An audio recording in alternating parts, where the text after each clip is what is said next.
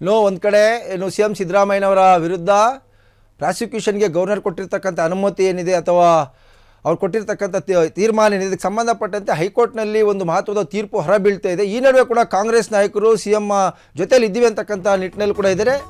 ಇದರ ಮಧ್ಯೆ ಬೆಂಗಳೂರಿನಲ್ಲಿ ರಸ್ತೆ ಗುಂಡಿ ಮುಚ್ಚಲು ಗಡುವು ಕೊಟ್ಟಿದ್ದಂತಹ ಡಿ ಸಿ ಎಂ ಹಾರೆ ಹಿಡಿದು ಅಖಾಡಕ್ಕೆ ಇಳಿದಿದ್ರು. ತಡರಾತ್ರಿ ಅಂದರೆ ಅಧಿಕಾರಿಗಳ ಜೊತೆ ತಡರಾತ್ರಿವರೆಗೂ ನಗರ ಪ್ರದಕ್ಷಿಣೆ ಮಾಡಿದ ಡಿ ಸಿ ಎಂ, ಖುದ್ದು ಫೀಲ್ಡ್ಗಿಳಿದಿದ್ದ ಡಿ ಸಿ ಎಂ ಹಲವೆಡೆ ಪರಿಶೀಲನೆ ಮಾಡಿದ್ರು. ನಗರಾಭಿವೃದ್ಧಿ ಸಚಿವ ಡಿ ಕೆ ಶಿಗೆ ಅಧಿಕಾರಿಗಳು ಸಾಥ್ ಕೊಟ್ಟಿದ್ದಾರೆ. ಈ ಟೈಮಲ್ಲಿ ಇನ್ನು ಪರಿಶೀಲನೆ ಮುಂದುವರಿಯುತ್ತದೆ ಅಂತ ಕೂಡ D C M D K she ಹೇಳಿದ್ದಾರೆ. ಅಂದರೆ ಗುಂಡಿ ಮುಚ್ಚತಕ್ಕಂಥದಕ್ಕೆ ಏನು ಡೆಡ್ಲೈನ್ ಕೊಟ್ಟಿದ್ರು, ಅದಕ್ಕೆ ಸಂಬಂಧಪಟ್ಟಂತೆ ಎಲ್ಲೆಲ್ಲಿ ಗುಂಡಿ ಮುಚ್ಚಿದ್ದಾರೆ ಇಲ್ಲ ಅಂತಕ್ಕಂಥ ಒಂದು ಪರಿಶೀಲನೆಯನ್ನು D C M D K Shivakumar ಮಾಡಿದರು. ಸೊ ಬೆಂಗಳೂರಿನಲ್ಲಿ ರಸ್ತೆ ಗುಂಡಿ ಮುಚ್ಚಲು ಗಡುವು ಕೂಡ ಅಂತ್ಯ ಆಗಿದೆ. ಸೊ ಆ ಹಿನ್ನೆಲೆಯಿಂದಾಗಿ ಖುದ್ದು ಡಿ ಸಿ ಎಂ ಹಾರೆ ಹಿಡಿದು ಅಖಾಡಕ್ಕೆ ಇಳಿದಿದ್ರು. ಇನ್ನು ಅಧಿಕಾರಿಗಳ ಜೊತೆ ತಡರಾತ್ರಿವರೆಗೂ ನಗರ ಪ್ರದಕ್ಷಿಣೆ ಮಾಡಿದ್ದಾರೆ. ಖುದ್ದು ಫೀಲ್ಡ್ಗಿಳಿದಿದ್ದ ಡಿ ಸಿ ಎಂ ನಗರದ ಹಲವೆಡೆ ಪರಿಶೀಲನೆ ಕಾರ್ಯವನ್ನು ಕೂಡ ಮಾಡಿದ್ದಾರೆ. ನಗರಾಭಿವೃದ್ಧಿ ಸಚಿವ ಡಿ ಕೆ ಶಿವಕುಮಾರ್, ಇನ್ನು ಡಿ ಕೆ ಶಿವಕುಮಾರ್ಗೆ ಅಧಿಕಾರಿಗಳು ಸಾಥ್ ಕೊಟ್ಟಿದ್ದಾರೆ.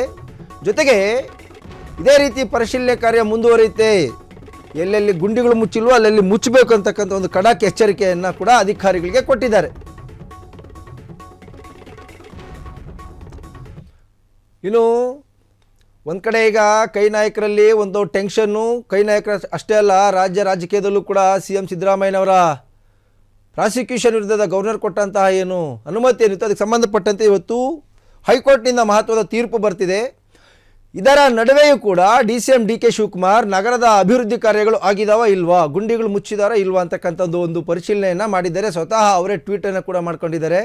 ಬೆಂಗಳೂರು ನಗರದ ಪಿ ಎಸ್ ಕಾಲೇಜು ಜೊತೆಗೆ ನಗರದ ಹಲವು ಭಾಗಗಳಲ್ಲಿ ತಡರಾತ್ರಿವರೆಗೂ ಕೂಡ ಅಧಿಕಾರಿಗಳ ಒಟ್ಟಿಗೆ ಒಂದು ಪರಿಶೀಲನೆಯನ್ನು ಮಾಡಿದ್ದಾರೆ.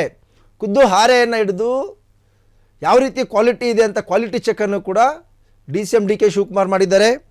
ಒಟ್ಟಿನಲ್ಲಿ ಒಂದು ಕಡೆ